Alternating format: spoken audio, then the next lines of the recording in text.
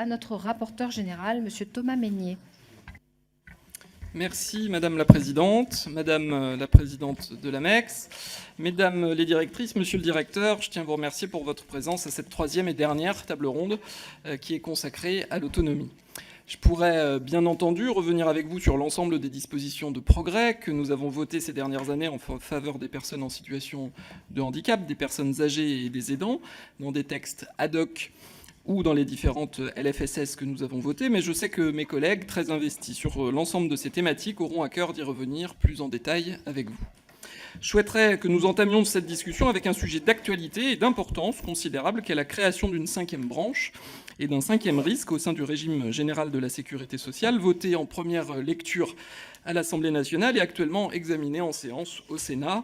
Dans ces dispositions, nous vous demandons bien évidemment de nous remettre d'ici septembre un rapport qui doit tirer les conséquences de la création de cette branche dans les prochaines LFSS.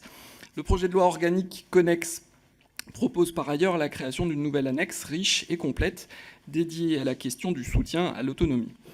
Sans présager de l'issue donnée au Parlement à ce texte, fortement soutenu par notre majorité, j'ai demandé au directeur de la Sécurité sociale de nous présenter de premiers éléments de cadrage juridique et financier autour de ces questions. Je crois qu'il est important, indépendamment des éléments qui ont pu être apportés lors des auditions de la commission spéciale et de la discussion en première lecture, que notre commission soit pleinement informée sur ce point. Rappelons que la création d'une branche et d'un risque constitue une première inédite depuis 1945. Dans un second temps, j'aimerais bien évidemment solliciter la directrice générale de la cohésion sociale ainsi que la directrice de la CNSA sur leur vision des opportunités qui est susceptible d'ouvrir cette nouvelle branche et des changements dans leur organisation qu'elle peut supposer. La branche ne change bien évidemment pas tout, mais elle appelle une autre approche des politiques d'autonomie qui serait intégrée au sein de la sécurité sociale. Plus prosaïquement, quelle relation, évolution faut-il envisager dans les rapports entre la DGCS et la DSS, dès lors que le risque ferait pleinement partie de la sécurité sociale ? De manière plus précise, j'aimerais que vous nous apportiez votre regard sur notre capacité à inventer un modèle de prise en charge par la sécurité sociale d'un risque avec les mêmes exigences de solidarité que pour les autres branches, tout en respectant les spécificités du handicap et du grand âge d'une part, et d'une gouvernance aujourd'hui en partie décentralisée d'autre part. Comment imaginer une bonne articulation avec l'assurance maladie, peut-être meilleure qu'aujourd'hui ? Faut-il imaginer des compétences nouvelles pour les organismes en charge de cette nouvelle branche ? Qu'est-ce qui marche aujourd'hui dans la gouvernance de l'autonomie et doit être conservé ?